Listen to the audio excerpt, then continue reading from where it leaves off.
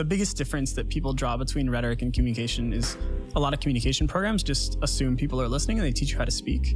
And rhetoric assumes that no one is listening, and so they teach you how to like understand an audience and speak directly to them in a way that's like persuasive and engaging.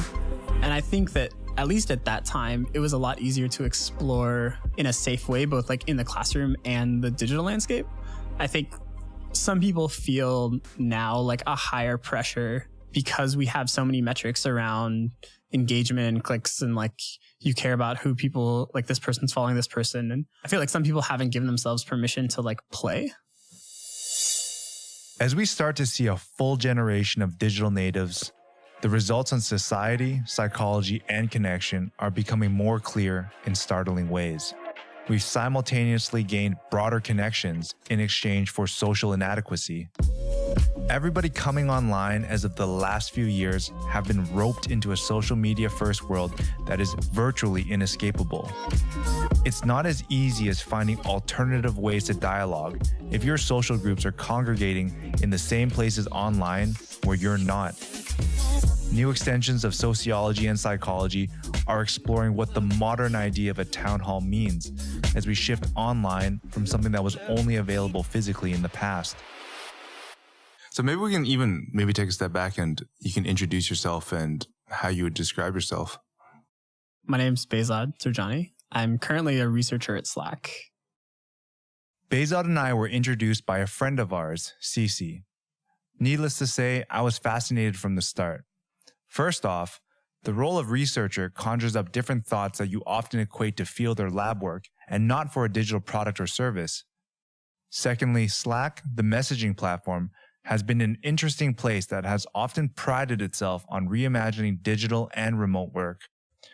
Together, both factors represent a crossroads we're at as a digital culture and society. We often seek meaningful work and connection, which Slack has often looked to facilitate. This combination had all the makings of a candid but topically complex discussion around Behzod's perspective and the broader world around us. My undergrad was in rhetoric and media studies, and my advisor at the time was a Puerto Rican American who was super interested in how the notion of like a public sphere, like the public square, changes when it goes from being a physical space to like online. Whose voices are allowed to speak, whose voices are privileged, whose voices are hindered. What does things like anonymity empower you to do? And like how does basically the media change? And I took that and thought much more about personal relationships. So if I'm just your friend in physical space, I only know so many things about you. But then if we're friends on Facebook or if we're friends on Twitter, like I start to see more and more of your life and I have a different picture of you. And I was interested in how that changed. Did you think that when you were embarking on this sort of educational journey that it would be as impactful as it is today, which I think is kind of the hindsight thing, right? Yeah, I don't think so. And I think this is something that I wanted to chat with you about, but like, it feels like the MAEKAN Slack is almost like what Twitter was in like 2008. Like it's a small group of like-minded people that have found a community loosely connected. But I don't think most of us at that point thought it would be this. I was in college right when like Twitter launched and Facebook had started to scale beyond colleges. And so those things started to change, but they hadn't permeated culture in the way that they do now. They were definitely tech focused. It was a different kind of person. Like it was basically media folks and tech folks. Whereas now, like in Bangalore, every third phone I saw was on Facebook. In the early stages of the conversation, Behzod and I lean heavily into process and education. I often have a curiosity as to what is the exact value of school in the creative world when there exist so many examples of the so-called self-taught. To Behzod, the structure to explore and the pursuit of process are the most important parts of getting an education.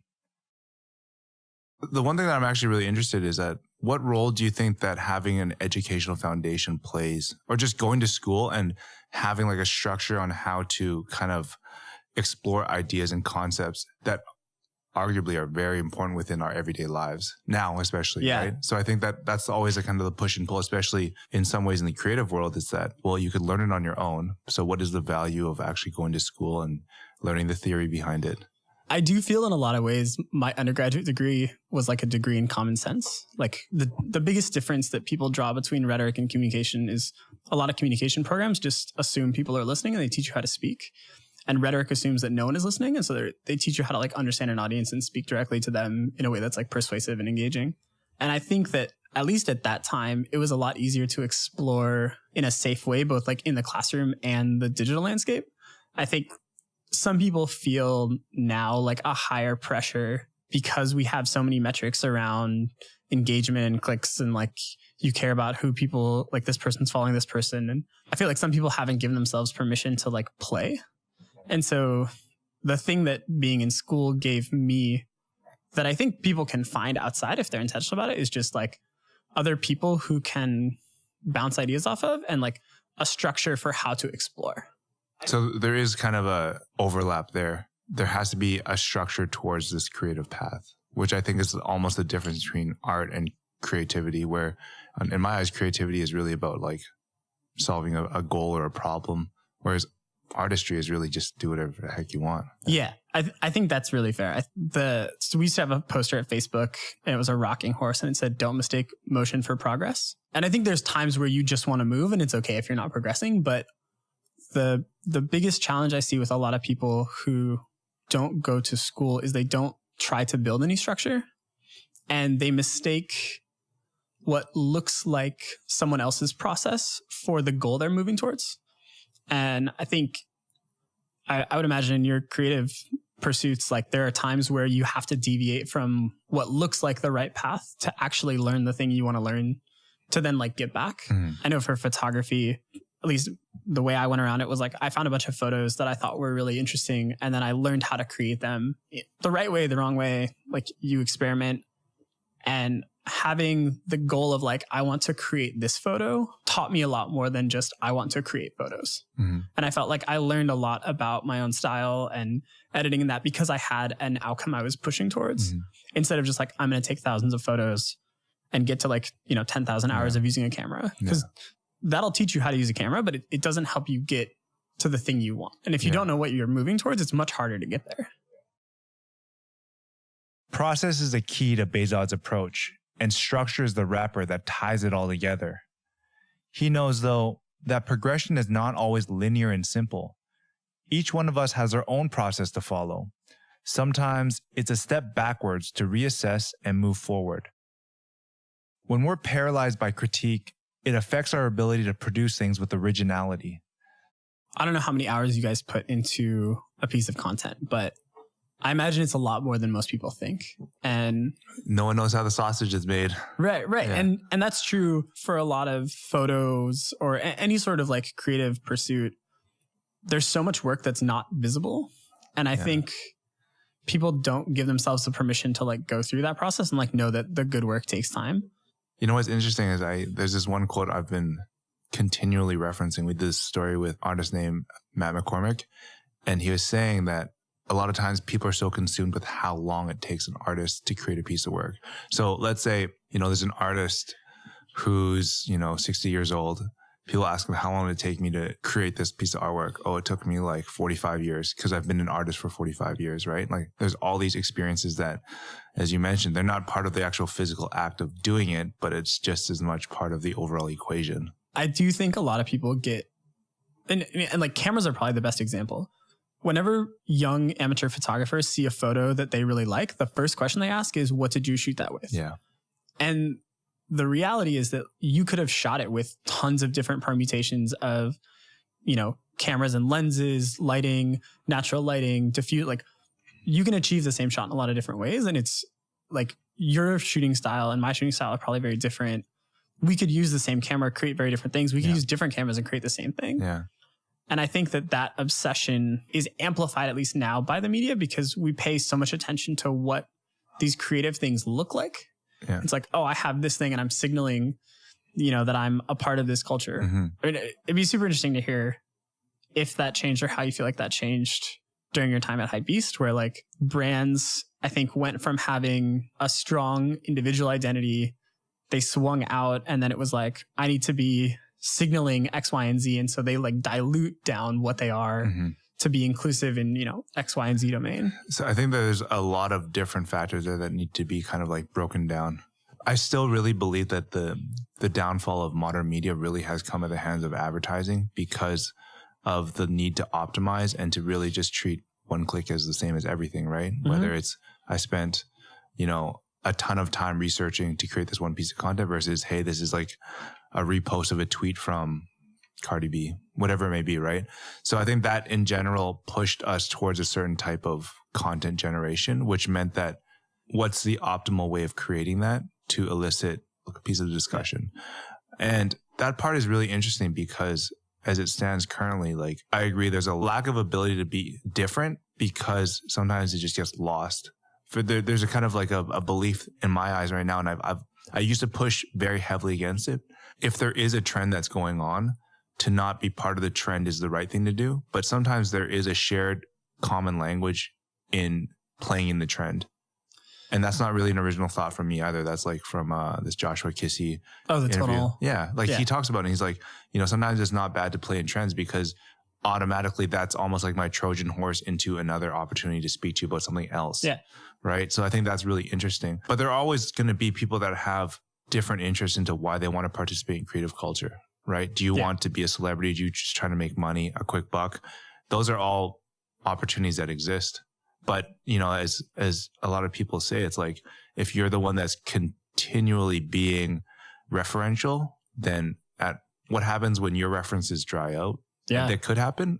But if you're always able to reinvent yourself, then that also changes. But then to add even more complexity on top of that, sometimes if you're too experimental, too ahead of the curve, then no one understands you. And I think within culture, like if things are too complex, people are very easy to just like move on. Like, I don't care. I don't want to spend the time to understand why it's important. Or maybe even one step back is like if you're the one communicating the message, you're not doing a good enough job to communicate why it's important. But beyond that, like you mentioned rhetoric, right? You mentioned that we're at a point in time where you have to create sort of a context to why something's important.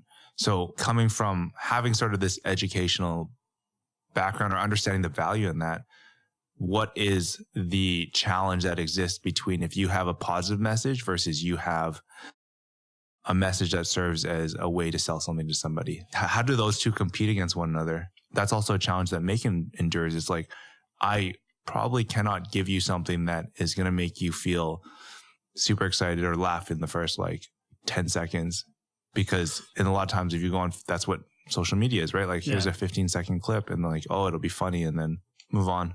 To the earlier point about like making messages land with the audience, I think that's something that MAEKAN does pretty well because you have a core story. Like you have the Joshua Kissy story, the interview, and then you guys have broken that up into a bunch of different entry points. So you have Instagram posts, story posts, different clips here and there that are all like different doors into the content. I don't know what that looks like on some of the other channels, but at least on Instagram, you guys seem to do a good job of providing those diverse entries. And I think that's become more a part of the job of people who are creating content to say, I have this story, I have this message, I have something that I want to share. And I think there are these, N number of audiences that might be interested. How can I give them the sliver that it like speaks to them best and use that as the way in? And I think that, going back to the brand conversation, that's probably what a lot of those attempts was like, hey, I'm Nike, I'm still trying to sell you shoes, but you might be interested in these shoes because you care about this community. Mm-hmm. And here's a connection to that community. It definitely requires a lot more work and a lot more intentionality that also I think is masked in a lot of these processes. Like people just see the output and they're like, oh, that doesn't resonate with me, next. Yeah. But it totally resonates with someone else and that gets lost. Yeah. The one thing that I feel is a bit of a challenge is that everything that we do currently, like if it's not on the basis of selling something, like if it's building something long-term, it's really about just how net positive you are. Like that's the only way you can really look at it. It's like, hey, you know what? I'm making an incremental change, but then the silver lining always has to be at least it's making a change. At the end of the day, the message that a lot of people feel they believe to be the right message might not resonate, right? But as long as you personally feel it's correct, like have at it and just like try to hit as many people as you can. So like having said that, like maybe the MAEKAN message is the wrong message for some people, which is fine. Yeah. But what I've always tried to figure out is like, hey, you know what? Are we in a point in time where we have to just settle for the fact that just being net positive is good enough? Yeah, I think about this a lot with regards to how I've been using Twitter lately. And I think it's that there are so many interesting conversations going on in the world right now about gender issues, about political issues, about things where either I'm not best equipped to speak or maybe I don't have something to say. And what I've tried to do is amplify other people's voices that I found interesting or a more important part of the conversation and like give space to them. And it feels like in some regards, that's what you guys are doing with MAEKAN, of like, here are these things that you see as good or true or interesting or valuable to the world. And you're like shining a light on them. Like I shared Tonal with a bunch of people and they were like blown away that existed and like the depth that Joshua and the team had put together. And like that wouldn't have happened without you. But I do think we're at an interesting point of like, when you're starting out and you're like trying to find your voice and your style and like learn the ropes, it's definitely hard to immediately turn that into, well, I'm going to learn how to use a camera and I'm going to tell an interesting story, right? Like you have to go through some awkwardness of just like taking shitty photos. Yeah. And I think we're often very quick to judge when we look at other people because we can't see where they are in that process. I'm a cyclist. I think about this a lot when I'm biking. When like someone passes me or I pass someone, I try really hard not to make a judgment about it because I have no idea how many miles they've ridden. I have no idea what's going on in their life. Yeah. So like me being like, oh, I just passed someone, like it could feel good because yes, I like was moving faster, but maybe they're like 100 miles in and I started riding. So like that doesn't actually mean anything. Yeah. And I think I've been trying to take that same philosophy to other things and just be like, what is it that they're putting out? And like, cool. Thank you for bringing that 100%. I felt like when I was younger, I was very judgmental. And to an extent, like it's challenging too, because as you get older, I think experience generally tips into being more judgmental because you know what you like. You've theoretically seen more than someone that's 10 years younger than you. But then what I have to catch myself and really kind of walk back on is that in the whole realm of like creating something new, it's so challenging that by virtue of someone actually out there doing it should be rewarded and celebrated. I don't think we do that enough.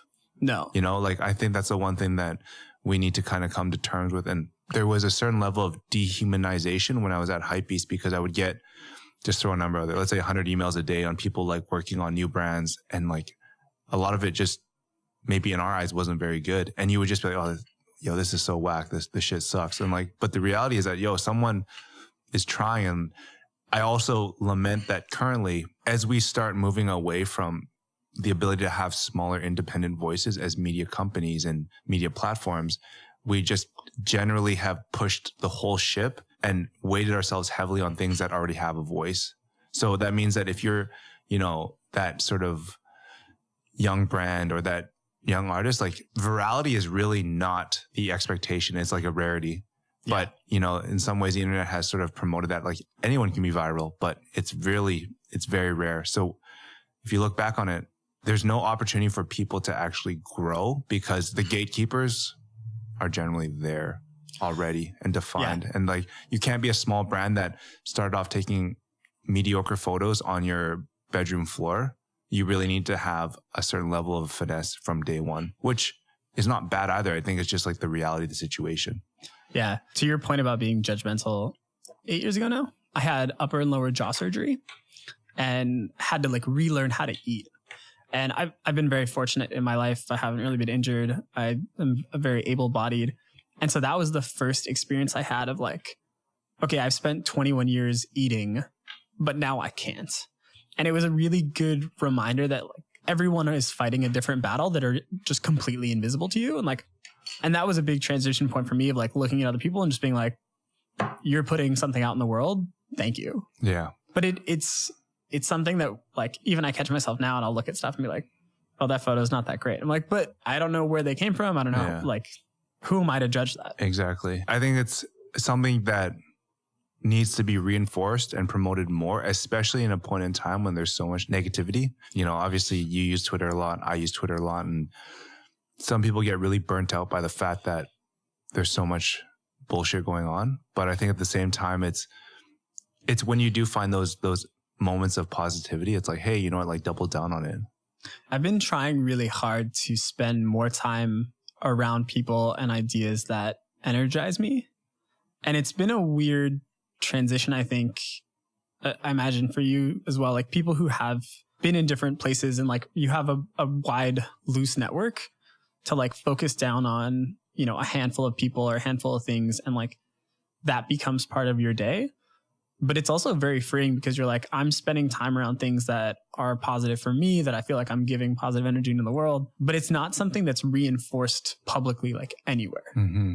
And especially with, you know, Instagram and media, people looking for, you know, virality, people looking for bigger impact or bigger, you know, influence. It's hard because especially when you start spreading yourself thin across those things, you lose your original voice, right? Like I think a lot of people I know who are super creative, they spend some time incubating their own ideas and they just have to say no to the outside world to do that. But that's also not super well talked about. Social media is a way for us all to present a perfect picture of our lives.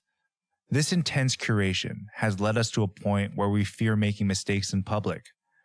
Without making mistakes and being open to criticism of our work, we limit ourselves.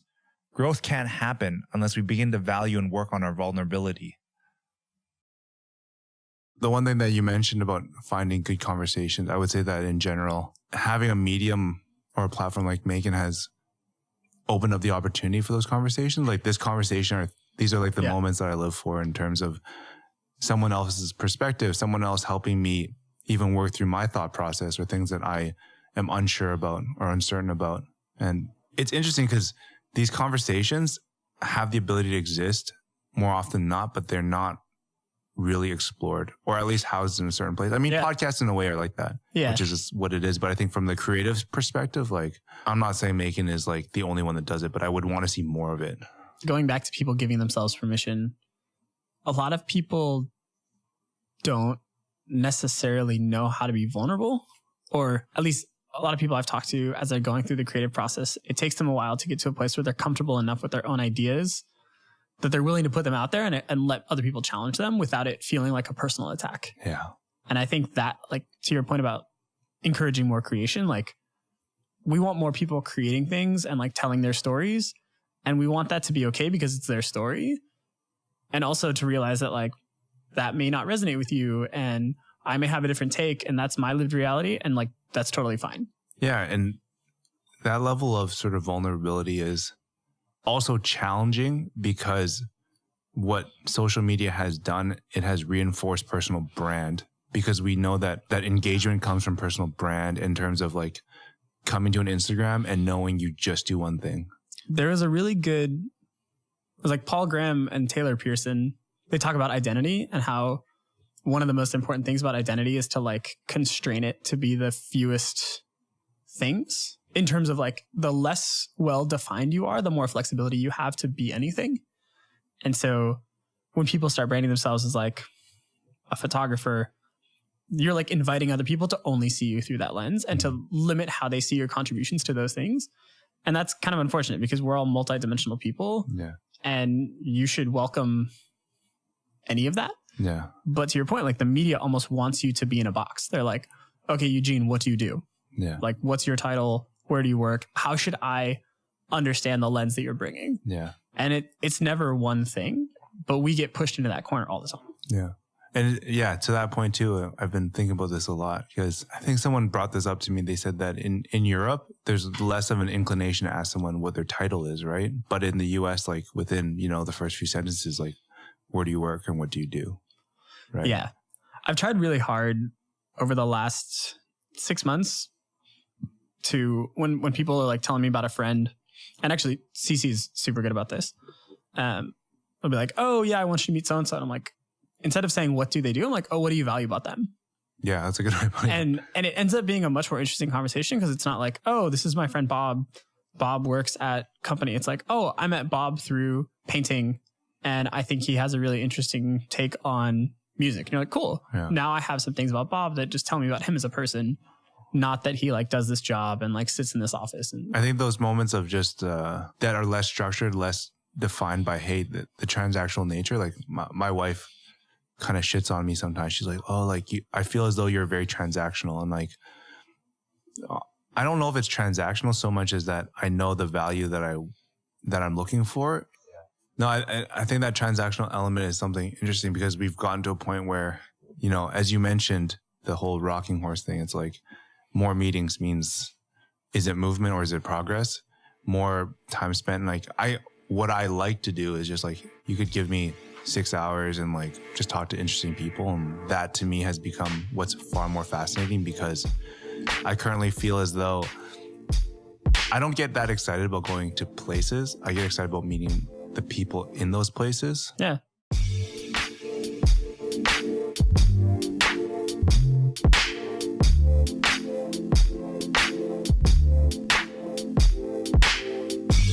With years spent researching social media, Behzod is acutely aware of limiting his connections to social platforms for both mental and more literal reasons.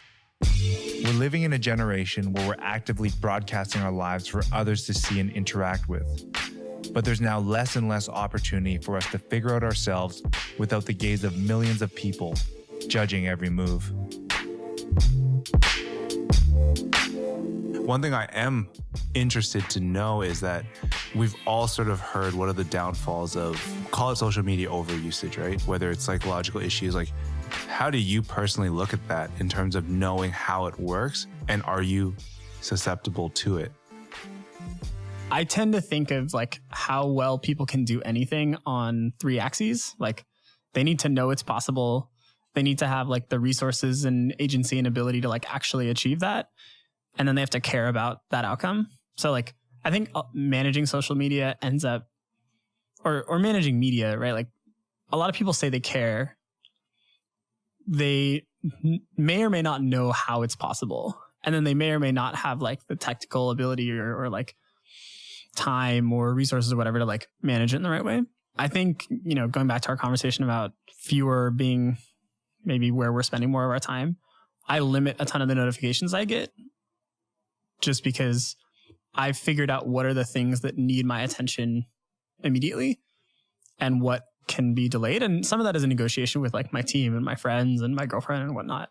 But I think a lot of people don't necessarily either have the technical skill or spend enough time really digging into figuring out how to manage things in the way that makes sense. And I think a lot of companies don't actually have the right kind of controls built to acknowledge how people want to manage things, right? Like if you think about a lot of like Facebook makes money based on attention. Mm-hmm. So it's not necessarily in their best interest to give you the best controls over how Facebook notifies you about things, right?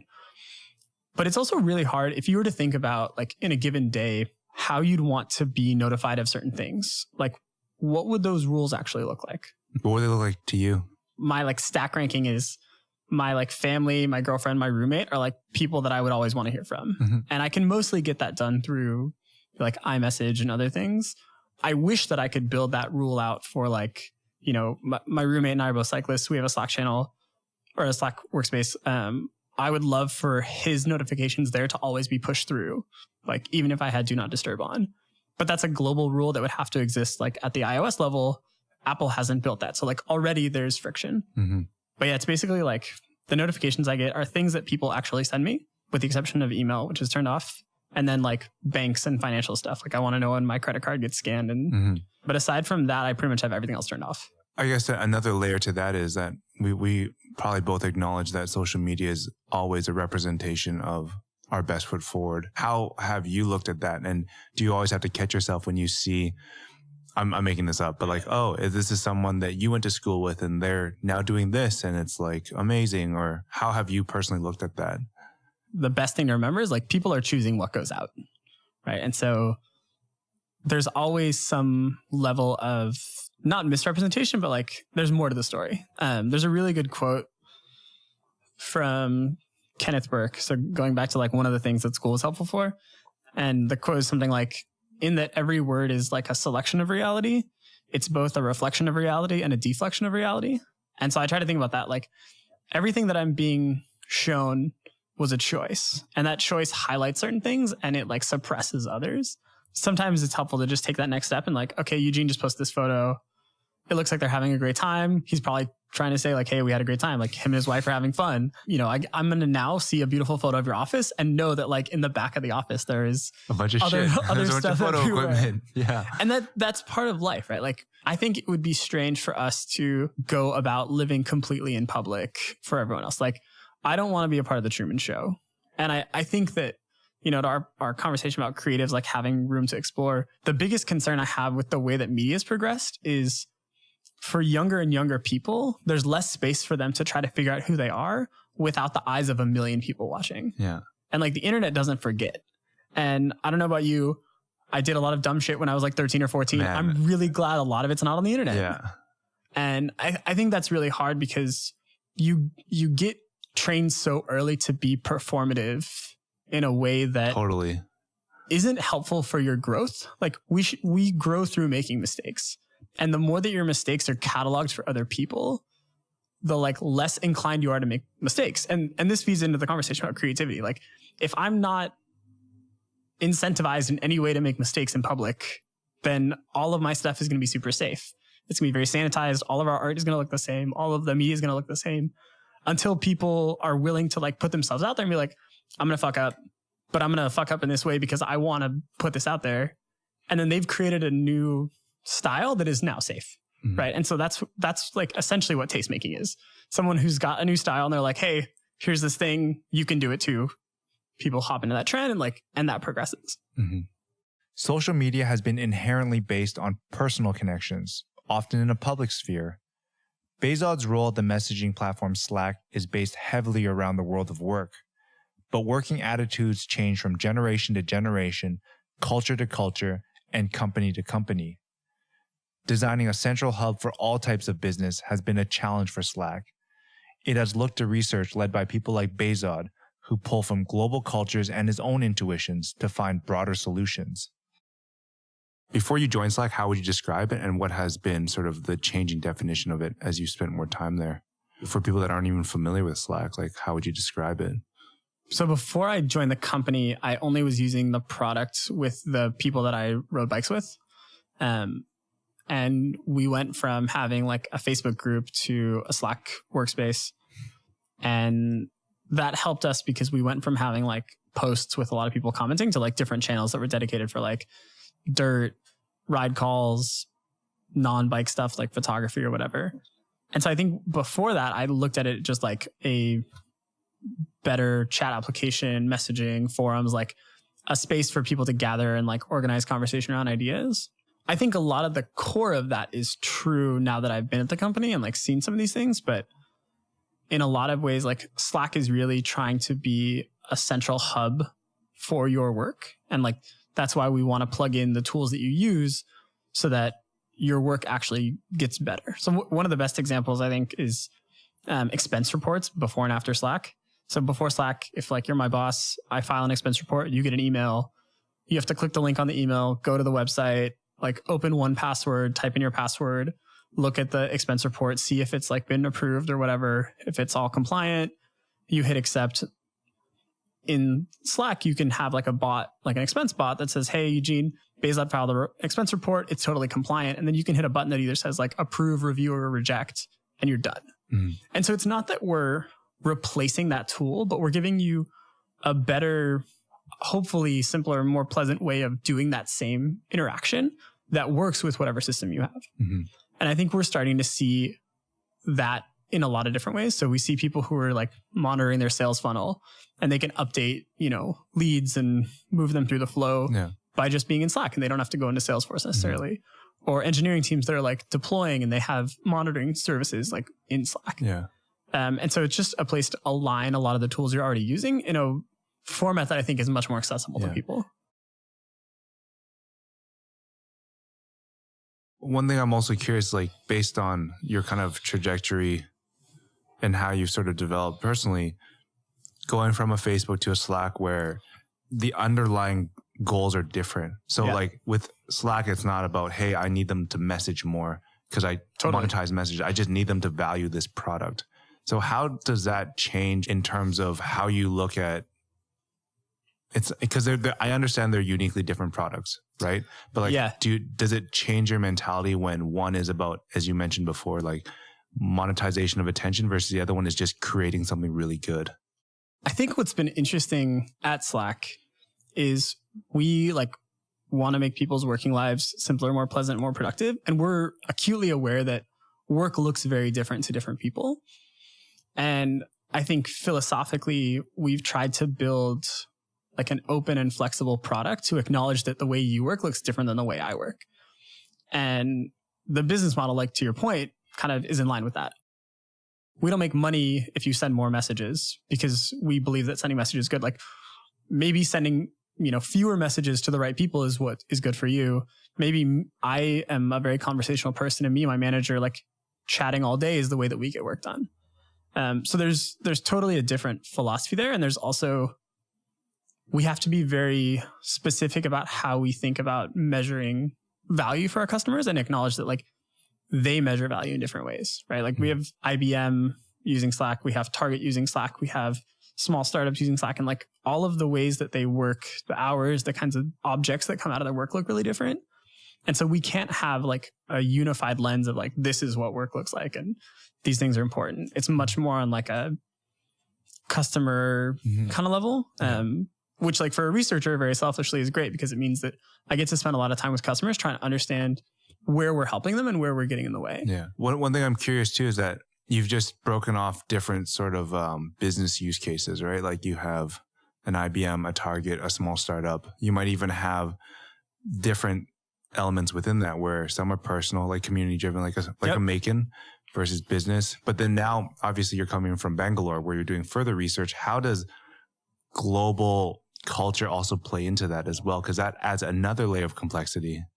One thing that's also interesting is that in certain parts of the world, like the way they get work done is just very different in terms of, hey, they do not use email. They just won't look at it. They won't reply to it. They want everything to work within WhatsApp, which obviously makes certain tasks effective. Like I need an answer right now, but also like when I look at what goes on in how they work, how they structure, it doesn't feel as though there's a level of scalability there because I think there's less of an organization of ideas, assets, etc. Slack was built off of a lot of really good assumptions.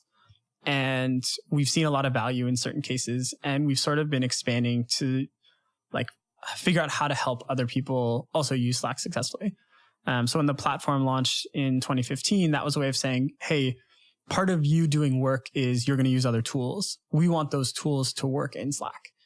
And that's been a big part of our growth where we have like 1,500 apps in the app directory. There are 200,000 developers like building different things, mostly for their companies to make their companies' tools work in Slack. And so I think we've tried to be as open and flexible as possible because a team of 1,000 people in San Francisco just like can't know how the world works all over the world in every case. We can, very concertedly go out there and try to understand what are these differences that are important? How's the product getting in the way? But I think there's always going to be a little bit of a dance of like learning that people are using it in a way we didn't expect. And maybe we're not helping them. Have you guys been able to derive research of how a certain culture uses it and then apply it on a more global level? So the thing that makes me think about that is sort of the card style, Kanban style is like, I'm pretty sure it's Japanese derived, right?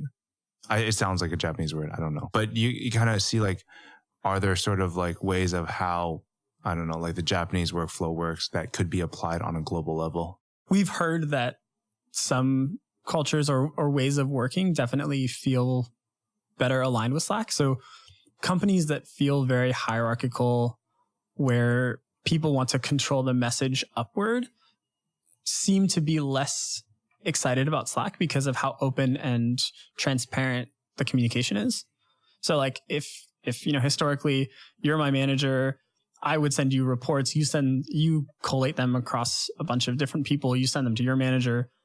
So it makes it look like you're very successful because of the team. If I can just post that report into Slack and your manager can see it, like your role is pretty different. Which already makes me think like the traditional way of looking at how like Chinese companies work, for example, they don't really value transparency the way that certain cultures do. So that already might be like a sticking point, for example. Yeah. We've just kind of made a concerted localization effort over the last year. So we're in French, Spanish, German, and Japanese. And Japanese kind of launched the end of last year, I think in November. So we're still like in the learning process around a lot of that. So I don't know if I have a good answer for you, but it is something that we think about of like, are there things that we don't know or we are not aware of where there's like just a different style of working? I mean, that was like a part of why I was in India, of like, what does work look like in India? And are there things we need to be aware of that we're not, where like the product is just totally misaligned or hurting in a way that we're not aware of? Yeah.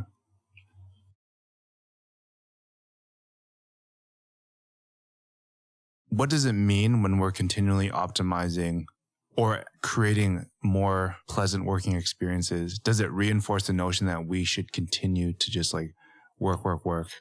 Slack and Facebook are very different in that way. Like Facebook provided all the meals all the time. There were many people who spent 14, 15 hours a day there. Slack as a company is very intentional about not doing that. So we get lunch on Mondays, mostly because that's like when new hires come in. And so we want them to be able to have lunch with their team and not have to worry about that. We have a gather hour on Thursday afternoons. So sometimes there's like a theme, food, drinks, etc. And then breakfast on Fridays.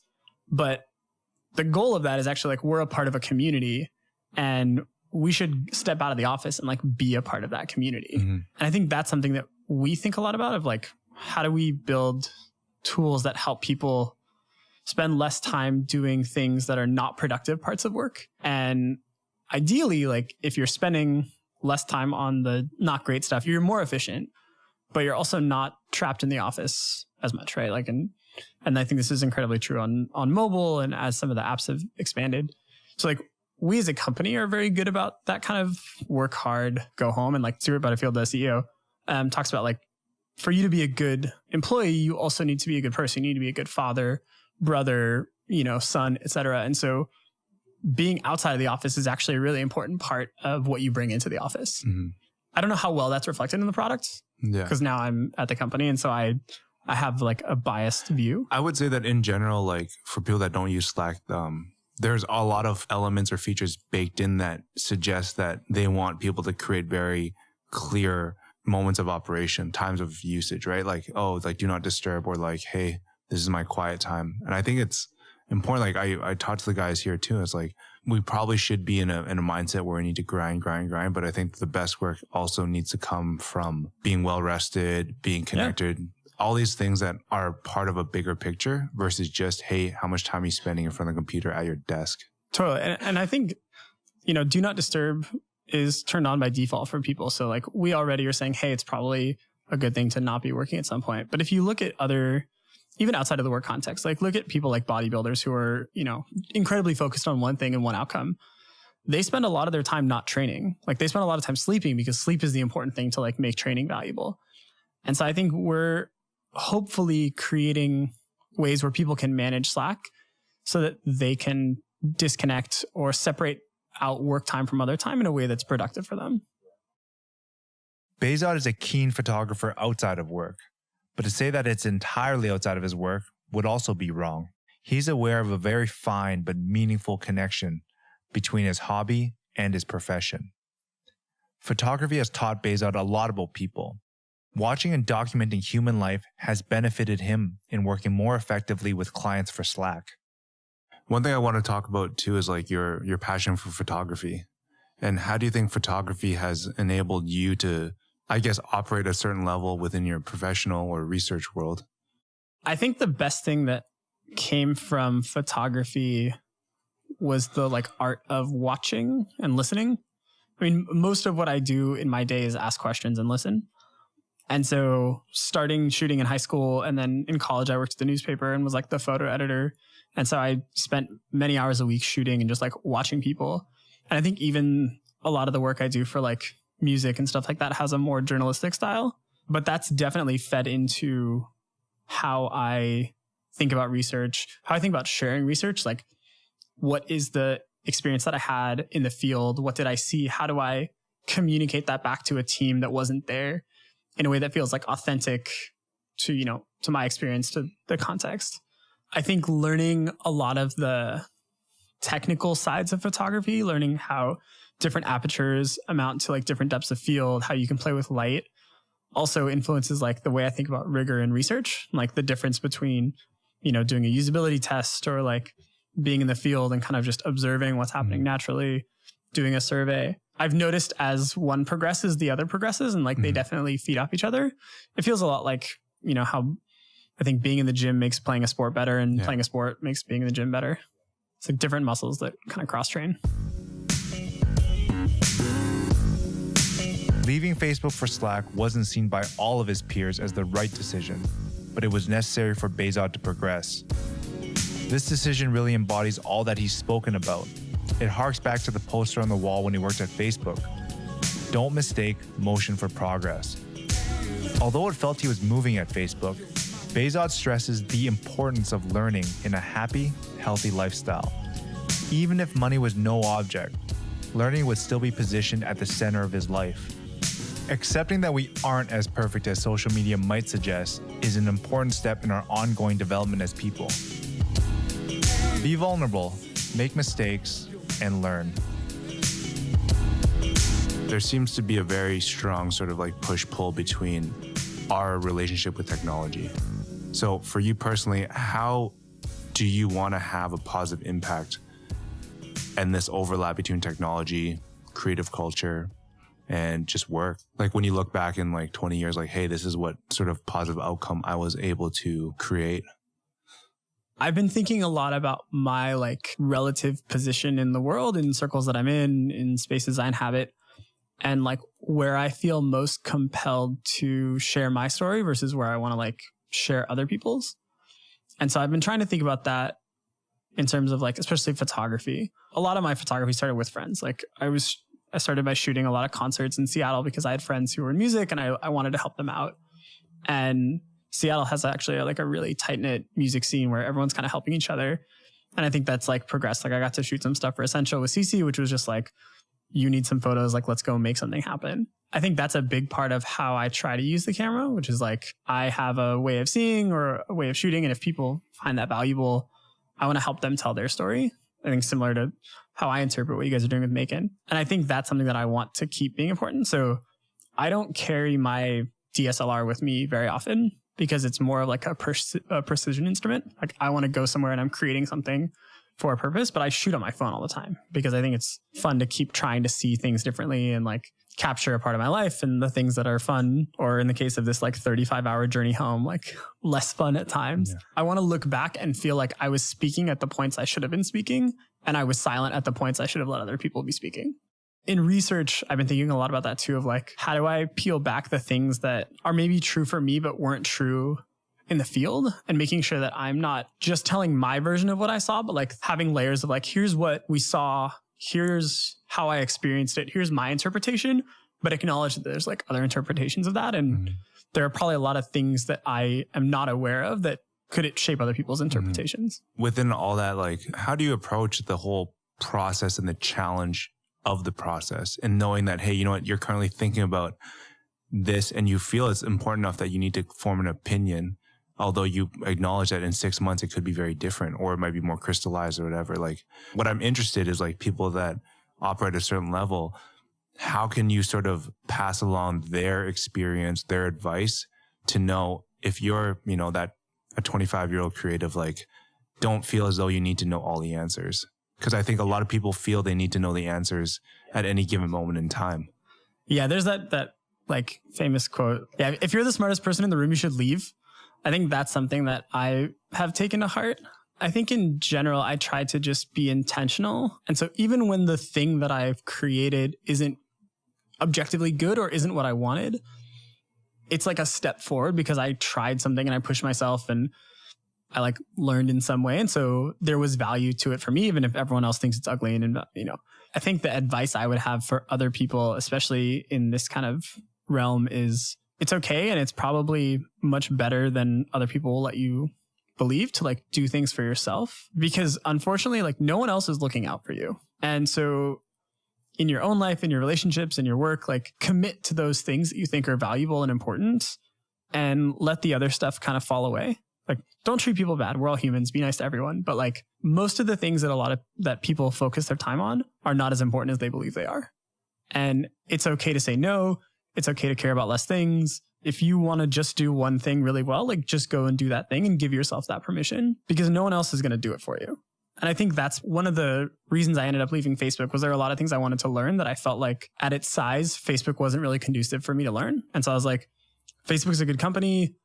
This is like a good place to work, but I'm not learning these things. I need to go and find that. And it's like, it's okay that I'm leaving this good company and I'm going to go find it somewhere else. And like, I may go work at objectively a less good company in some people's eyes, but I'm going because I need to learn.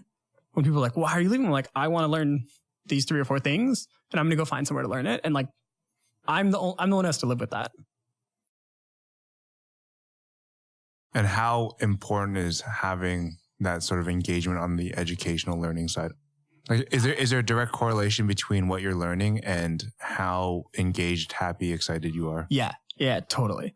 I am a very curious person, and I am most excited by people, experiences, etc., like that are teaching me something. And so I find myself happiest, most content, like most willing to work crazy hours when I'm being pushed and I can feel that like I'm doing better than I did yesterday and I'm like getting closer to what I want to do. And I think that's actually was a good exercise that I did a while back where someone gave me the advice, like, imagine that you were totally rich and you don't have to work. What would your day look like? Like, how would you spend your time? And then what would that look like 6 months out and a year out? And for me, what was interesting is I realized that I would basically go down rabbit holes. He used to work on airplanes and like the design of airplanes. I was like, it'd be super interesting to like understand how people conceptualize like the interior of an airplane and like learn about some of that. And then that led into like interior design. And then I'd probably want to learn how to like design a house. And then I'd be interested in materials. And like, I noticed that I was just going down these rabbit holes of like understanding more and more and more. And that helped me see and kind of orient myself towards more of these learning opportunities, giving myself permission to like be a little uncomfortable and be a little bad, but like in service of growth was really helpful, both for like my own energy, but also to spend more time around people and experiences that were helping me do that.